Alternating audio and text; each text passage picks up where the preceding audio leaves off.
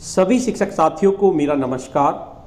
साथियों, मेरे YouTube channel में आप सभी का एक बार फिर से स्वागत है। साथियों, मिशन प्रेरणा के अंतर्गत उत्तर प्रदेश को प्रेरक प्रदेश बनाने का लक्ष्य रखा गया है, जो हमें मार्च 2022 तक प्राप्त करना है। इसी के क्रम में 3 मॉड्यूल विकसित किए गए हैं: आधारशिला मॉड्यूल, ध्यानाकर्षण मॉड्यूल और शिक्षण संग्रह मॉड्यूल। उम्मीद है आप सभी को तीनों मॉड्यूल मिल गए होंगे और आपने तीनों मॉड्यूल का अच्छे से अध्ययन कर लिया होगा।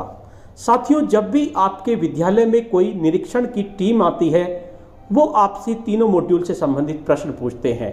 इसके साथ साथ मिशन प्रेरणा के प्रभाव का निरीक्षण चल रहा है, उसमें भी अगर आपके विद्यालय में कोई आता है तो वो आपसे तीनों मॉड्यूल से संबंधित प्रश्न पूछता है, या आपके ब्लॉक के बीईओ आपके विद्यालय में आप आएंगे तो आपसे तीनों मॉड्यूल से संबंधित प्रश्न पूछते हैं। इसके अतिरिक्त कई जनपदों में और कई ब्लॉक में मिशन प्रेरणा के मॉड्यूल पर आधारित ऑनलाइन परीक्षा आयोजित की जा रही है, जिसमें तीनों मॉड्यूल से संबंधित प्रश्न पूछे जाते हैं। साथियों, दिनांक 25/12/2020 को जनपद बुलंदशहर के गुलावटी में ध्यानाकर्षण मॉड्यूल पर आधारित एक आकलन परीक्षा आयोजित की गई, जिसमें बहुत ही मुश्किल 50 प्रश्न पूछे गए।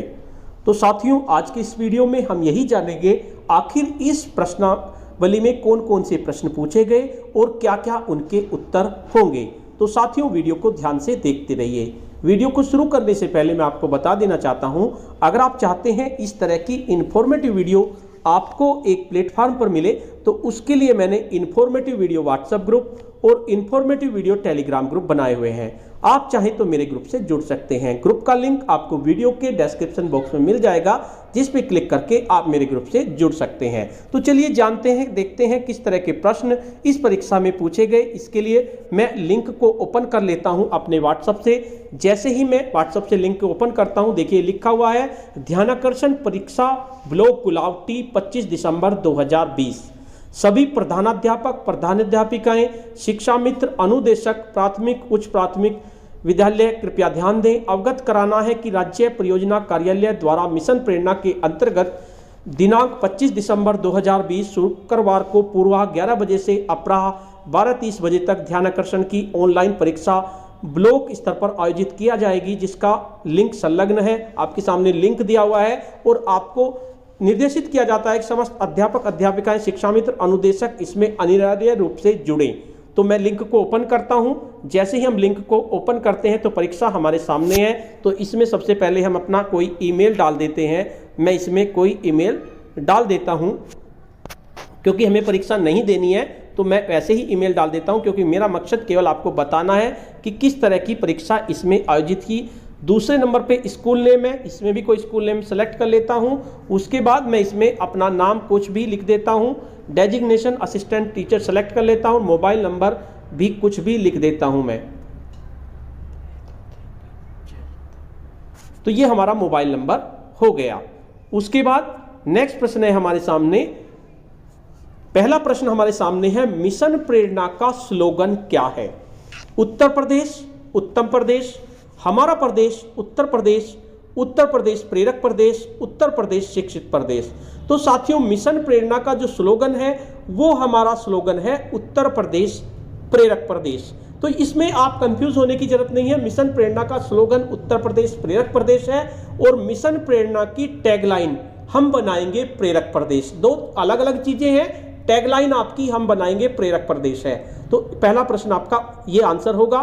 दूसरा प्रश्न है, अनुच्छेद को 30 शब्द प्रति मिनट के प्रवाह से पढ़ लेते हैं, यह किस कक्षा की भाषा की लक्ष्य है? तो अनुच्छेद को अगर 30 शब्द प्रति मिनट के प्रवाह से पढ़ रहे हैं तो कक्षा 3 की होगी, और अगर 20 शब्द प्रति मिनट के प्रवाह से पढ़ रहे हैं तो वो आपकी कक्षा 2 की होगी। तो इसमें कक्षा 3 के ऑप्शन पे हम क्लिक करेंगे और आगे बढ़ेंगे। उसके बाद तीसरा प्रश्न है, गुणा के 75% प्रश्नों को सही हल कर पाते हैं, यह किस कक्षा का लक्ष्य है? कक्षा 5, कक्षा 3, कक्षा 4 सभी। तो साथियों, अगर गुणा की बात की जाए 75%, तो ये कक्षा 4 का होगा और कक्षा 5 का भाग के 75% होगा। तो इसका थर्ड ऑप्शन आपका सही है, कक्षा 4। इस पे हम क्लिक करेंगे और आगे बढ़ेंगे। नेक्स्ट प्रश्न है, निर्धारित सूची में 5 संख्याएं सही से पहचान लेते हैं, यह किस कक्षा का लक्ष्य है? कक्षा 2, कक्षा 3, कक्षा 1, यह सभी।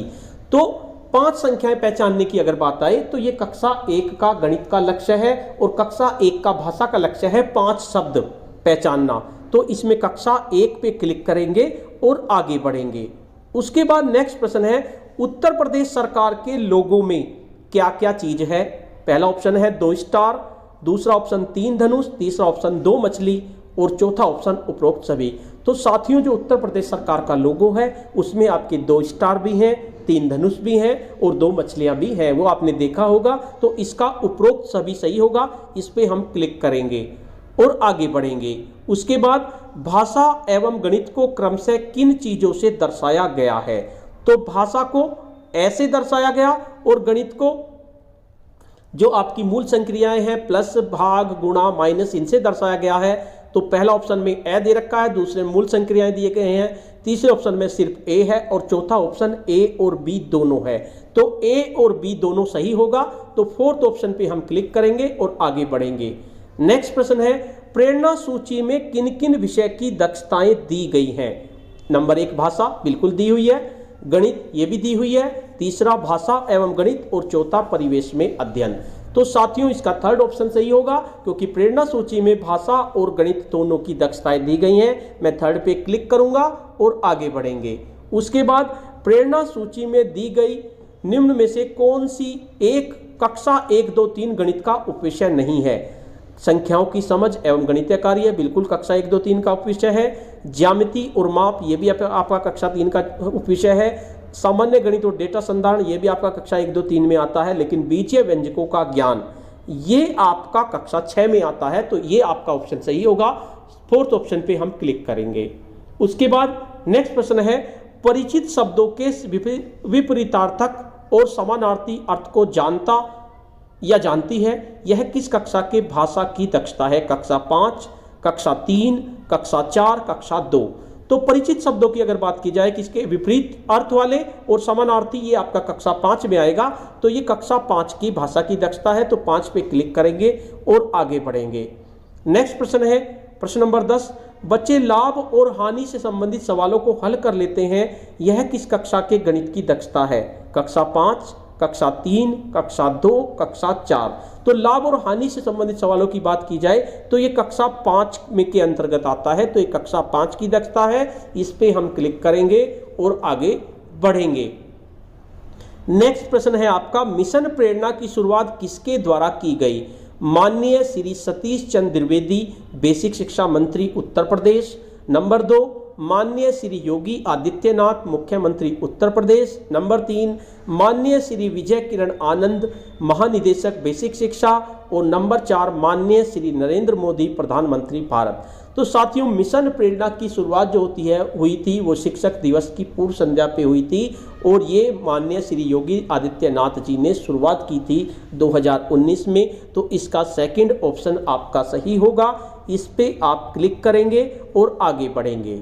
उसके बाद शिक्षकों के सहयोग के लिए कितनी हस्त पुस्तिकाएं बनाई गई हैं? ऑप्शन है 2, 4, 3, 5। तो शिक्षकों के सहयोग के लिए 3 हस्त पुस्तिकाएं बनाई गई हैं, आधारशिला, ध्यानाकर्षण और शिक्षण संग्रह। तो इसका थर्ड ऑप्शन आपका सही होगा, इस पे आप क्लिक करेंगे और आगे बढ़ेंगे। नेक्स्ट प्रश्न है, प्रेरणा लक्ष्य निर्धारित किया गया है प्राथमिक विद्यालय के लिए, उच्च प्राथमिक विद्यालय के लिए, प्राथमिक और उच्च प्राथमिक विद्यालय के लिए या प्राथमिक से इंटरमीडिएट तक। तो प्रेरणा लक्ष्य जो है ये हमारा प्राथमिक विद्यालय के लिए निर्धारित किया गया है। तो इसका फर्स्ट ऑप्शन आपका सही होगा, इस पे आप क्लिक कर देंगे। उसके बाद नेक्स्ट प्रश्न है, प्रेरणा सूची क्या है? सूची जिसमें विषय आधारित दक्षताओं का उल्लेख है, सूची जिसमें विषय वस्तु का उल्लेख है, सूची जिसमें पाठ्यक्रम का उल्लेख है, उपरोक्त में से कोई नहीं। तो प्रेरणा सूची जो है वह सूची है जिसमें विषय आधारित दक्षताओं का उल्लेख है। तो इसका फर्स्ट ऑप्शन आपका सही होगा, इस पे आप क्लिक करेंगे और आगे बढ़ेंगे। नेक्स्ट प्रश्न है, प्रेरणा सूची किन कक्षाओं के लिए ड्राफ्ट की गई है? कक्षा 1 से 8 तक, कक्षा 3 से 8 तक, कक्षा 1 से 5 तक, कक्षा 1 से 3 से 5 तक। तो प्रेरणा सूची जो है वो आपकी कक्षा 1 से 5 तक के लिए ड्राफ्ट की गई है, तो इसका थर्ड ऑप्शन सही होगा, इस पे आप क्लिक करेंगे। फिर आगे बढ़ेंगे। प्रश्न नंबर 16 हमारे सामने है, प्रेरणा सूची में किन 2 विषयों की दक्षताओं को शामिल किया गया है? हिंदी और गणित, हिंदी और अंग्रेजी, गणित और अंग्रेजी, हिंदी गणित अंग्रेजी। तो साथियों प्रेरणा सूची में हिंदी और गणित को शामिल किया गया है, इनकी दक्षताएं शामिल की गई हैं, तो इसका फर्स्ट ऑप्शन सही होगा, इस पे आप क्लिक करेंगे और आगे बढ़ेंगे। नेक्स्ट प्रश्न है, प्रेरणा सूची विद्यालय में कहाँ चस्पा करनी है? मुख्य द्वार पर, रसोई घर के बाहर, कक्षा कक्ष के अंदर, प्रधानाचार्य कक्ष के बाहर। तो जो प्रेरणा सूची है वो विद्यालय में कक्षा कक्ष के अंदर लगेगी, यानी प्रत्येक कक्षा कक्ष में लगेगी। जिस क्लास की कक्षा है उसी क्लास की वे लग जाएगी, तो इसका आपका थर्ड ऑप्शन सही होगा, इस पे आप क्लिक करेंगे और आगे बढ़ेंगे।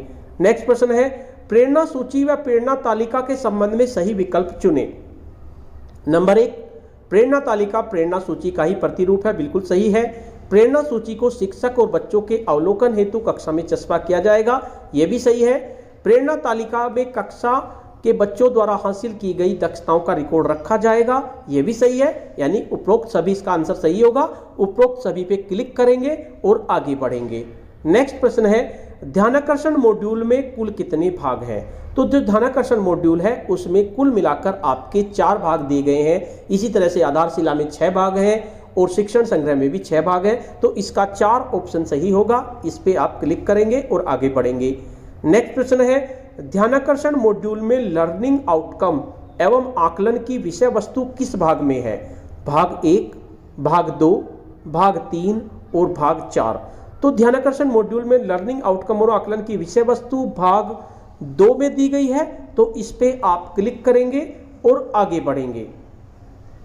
उसके बाद उच्च प्राथमिक स्तर के आरंभिक परीक्षण प्रपत्र में कुल कितने पूर्णांक निर्धारित किए गए हैं? 45, 50, 65, 75। तो साथियों जो उच्च प्राथमिक स्तर का आरंभिक परीक्षण प्रपत्र आप बनाएंगे तो उसमें 25 प्रश्न होंगे, प्रत्येक प्रश्न 3 अंक का होगा, तो कुल मिलाकर 75 अंकों की ये परीक्षा होगी, तो 75 पे आप क्लिक करेंगे। उसके बाद नेक्स्ट प्रश्न है, अधिगम स्तर की संप्राप्ति में बैठक व्यवस्था का महत्वपूर्ण योगदान है, यह किस प्रकार की होनी चाहिए? आगे पीछे, एक ही लाइन में या वृत्ताकार, अर्धचंद्राकार या कोई नहीं। तो अगर आपको अधिगम स्तर की संप्राप्ति करनी है तो आपको बैठक स्तर का महत्वपूर्ण योगदान देगी और ये आपकी अर्धचंद्राकार होनी चाहिए, तो इसका थर्ड ऑप्शन सही है, इस पे आप क्लिक करेंगे और आगे बढ़ेंगे। उसके बाद प्रश्न नंबर 23 हमारे सामने है, कक्षा शिक्षण के दौरान बच्चों को 3 से 5 बच्चों के छोटे छोटे समूह में विभाजित करना किस शिक्षण तकनीक की प्रक्रिया का हिस्सा है? अभ्यास के अवसर देना, जोड़ी में कार्य, समूह में कार्य, अर्जित ज्ञान की पुनरावृत्ति। तो कक्षा 3 से 5 के बच्चों के छोटे छोटे समूह विभाजित करना जो होता है हमारा समूह में कार्य पे आता है, तो इस पे आप क्लिक करेंगे और आगे बढ़ेंगे। नेक्स्ट प्रश्न है, किसी की अवधारणा को जान लेने के पश्चात उसकी अच्छी समझ बनाने के लिए अभ्यास की आवश्यकता होती है। यह कथन किस शिक्षण तकनीक से संबंधित है? अभ्यास के अवसर देना, जोड़ी में कार्य, समूह में कार्य, अर्जित ज्ञान की पुनरावृत्ति। तो साथियों ये आपका अभ्यास के अवसर देने के अंतर्गत दिया गया है कि किसी भी अवधारणा को जान लेने के पश्चात अच्छी समझ बनाने के लिए अभ्यास की आवश्यकता होती है, तो इसका फर्स्ट ऑप्शन सही होगा। उसके बाद नेक्स्ट प्रश्न है, ध्यानाकर्षण शिविर या साप्ताहिक शिक्षण तकनीकों के प्रयोग की कार्य योजना में शैक्षिक भ्रमण किस सप्ताह की कार्य योजना है? तो ये आपके पहला व दूसरा सप्ताह, चौथा व छठा सप्ताह, तीसरा व पांचवा सप्ताह, पांचवा व सातवां सप्ताह। तो इसका फोर्थ ऑप्शन आपका सही होगा, इस पे आप क्लिक करेंगे। उसके बाद नेक्स्ट प्रश्न है, बच्चों द्वारा कक्षा अनुरूप अधिगम स्तर प्राप्त न कर पाने के मुख्य कारणों में क्या है? पारिवारिक शैक्षिक स्थिति व वातावरण, आर्थिक स्थिति, शारीरिक व मानसिक रूप से विशेष की स्थिति, उपरोक्त सभी। तो बच्चों द्वारा कक्षा अनुरूप अधिगम स्तर प्राप्त न कर पाने के मुख्य कारणों में आपकी पारिवारिक स्थिति भी आती है, वातावरण भी आता है, आर्थिक स्थिति भी आती है, शारीरिक मानसिक रूप से विशेष की स्थिति भी आती है, यानी उपरोक्त सभी इसका आंसर सही होगा, इस पे आप क्लिक करेंगे। उसके बाद प्रश्न नंबर 27 आपके सामने है, हमारी कक्षाओं में अध्ययनरत बच्चों की अधिगम संप्राप्ति का स्तर अपेक्षा अनुरूप नहीं है, यह कथन किस शोध पर आधारित है? तो पहला ऑप्शन है आपका नेशनल अचीवमेंट सर्वे, दूसरा ऑप्शन है ग्रेडेड लर्निंग परीक्षा, तीसरा लर्निंग आउटकम की परीक्षा और फोर्थ इनमें से कोई नहीं। तो ये आपका हमारी कक्षाओं में अध्ययनरत बच्चों की अधिगम संप्राप्ति का स्तर अपेक्षानुरूप नहीं है, ये नेशनल अचीवमेंट सर्वे की रिपोर्ट में आया था। तो इसका फर्स्ट ऑप्शन सही है, इस पे आप क्लिक करेंगे और आगे बढ़ेंगे। काफी बड़ी परीक्षा ली गई है। यदि आप पाते हैं कि बच्चों के वास्तविक अधिगम स्तर तक कक्षा अनुरूप अधिगम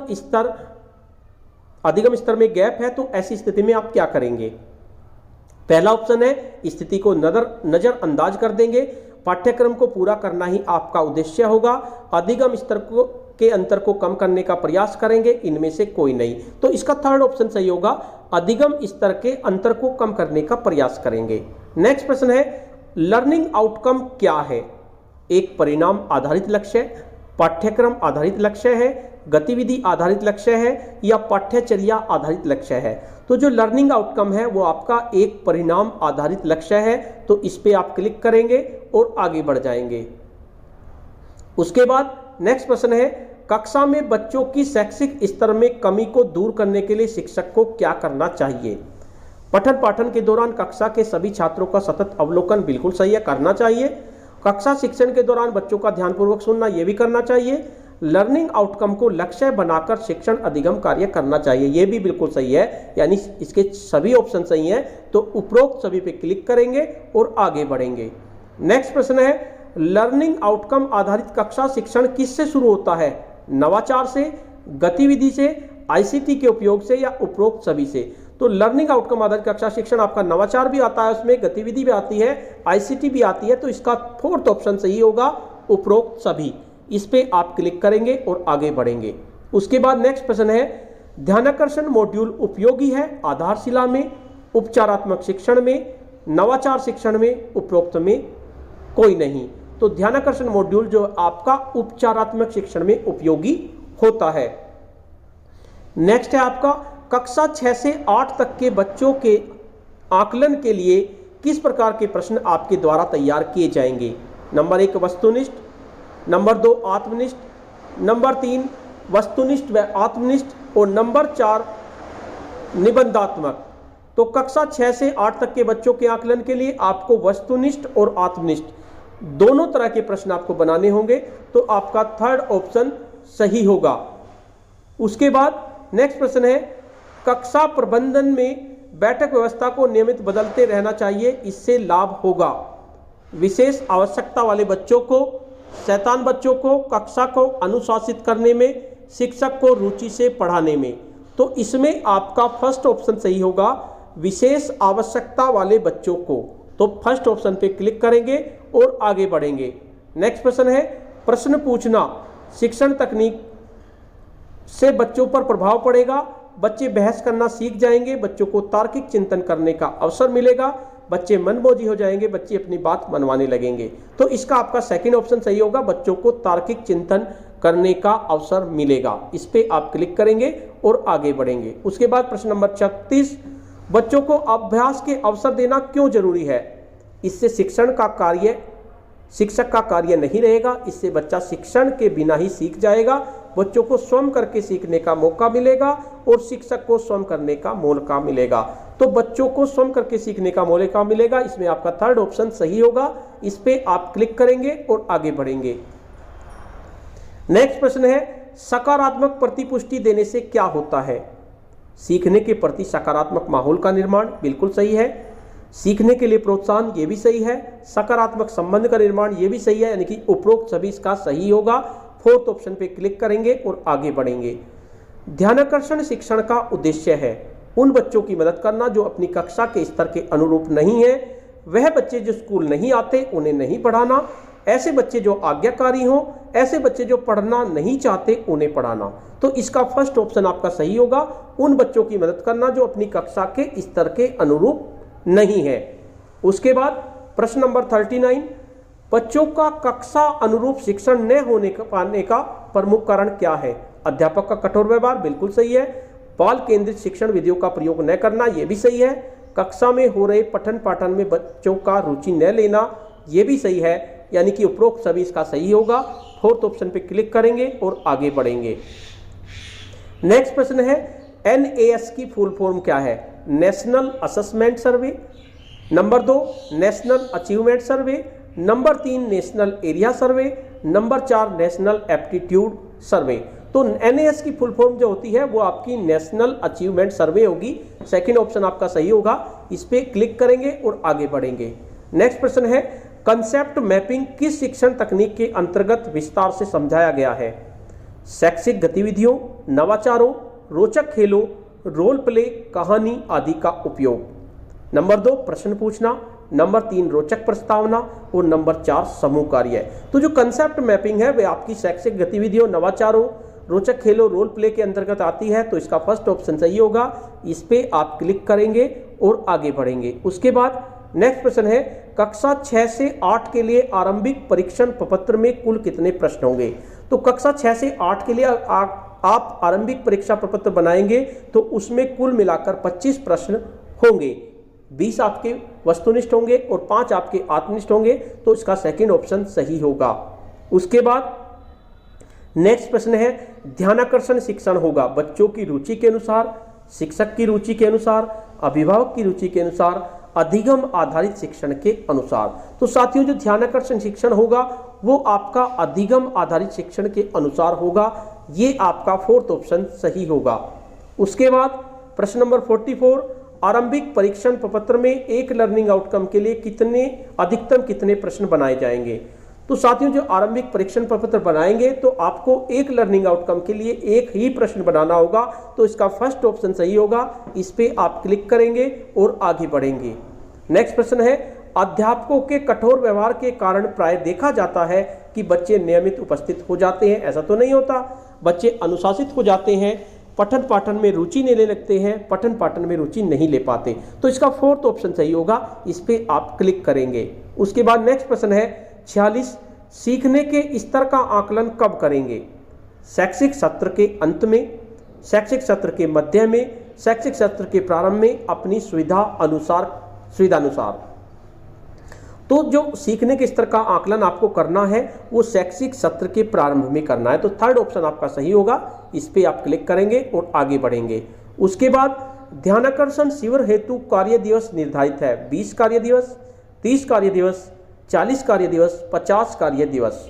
तो इसके लिए आपके 50 कार्य दिवस निर्धारित हैं। इन पे आप क्लिक करेंगे और आगे बढ़ेंगे। उसके बाद नेक्स्ट है आपका ध्यानाकर्षण शिविर हेतु प्रभावी शिक्षण तकनीकी तरीके। तालिका में कितनी तकनीक दी गई हैं? तो तालिका में कुल मिलाकर 18 तकनीक दी गई है। तो ये आपका 18वां प्रश्न 18 ऑप्शन आपका सही होगा, यानी थर्ड ऑप्शन आपका सही होगा। उसके बाद नेक्स्ट प्रश्न है लर्निंग गैप से क्या आशय है? तो लर्निंग गैप से हमारा आशय है किसी कक्षा में अनुत्तीर्ण हो जाना, वास्तविक अधिगम स्तर तक कक्षानुरूप अपेक्षित अधिगम स्तर में अंतर यानी कि गैप। ये आपका सेकंड ऑप्शन सही होगा। इस पे आप क्लिक करेंगे और एरो के निशान से आगे बढ़ेंगे। उसके बाद नेक्स्ट प्रश्न है भारत के भाग्य का निर्माण हमारी कक्षाओं में होता है, यह कथन कहा गया है?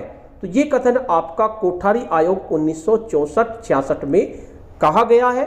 तो ये आपका सही होगा। तो इस तरह से इस परीक्षा में 50 प्रश्न थे, ये हमने कर लिए हैं। अब हम चाहें तो इसको सबमिट करें। मैं देखता हूं, वैसे तो ये बंद हो गई होगी क्योंकि टाइम हो गया है, 12:30 तक का टाइम था, लेकिन ये बंद हो गई है। मैं सबमिट करके देखता हूं, अगर हो जाती है तो बहुत अच्छी बात है, और नहीं होती तो कोई बात नहीं। चलो ये हो गई है। अब हम अपना स्कोर देखते हैं। देखिए हमारा स्कोर 50 आउट ऑफ 50 आ गया है, यानी जितने प्रश्नों के जवाब हमने दिए हैं वे सब हमारे सही हैं। आप भी ध्यान से देख लीजिए एक बार, मैं फिर दोबारा से दिखा रहा हूं, सभी सवालों के जवाब हमारे सही हैं। तो साथियों आज की वीडियो में इतना ही। आपको ये वीडियो कैसी लगी? अगर आपको ये वीडियो अच्छी लगी तो इस वीडियो को लाइक कीजिए, शेयर कीजिए और वीडियो पे कमेंट्स कीजिए। और अगर आप मेरे चैनल पे नए हैं, पहली बार मेरे चैनल को देख रहे हैं, तो चैनल को सब्सक्राइब कर लीजिए और इसके साथ साथ बेल के आइकन को प्रेस कर दीजिए, जिससे कि आपको नेक्स्ट वीडियो का नोटिफिकेशन मिल सके। साथियों ये पूरे 50 प्रश्न हो चुके हैं। धन्यवाद।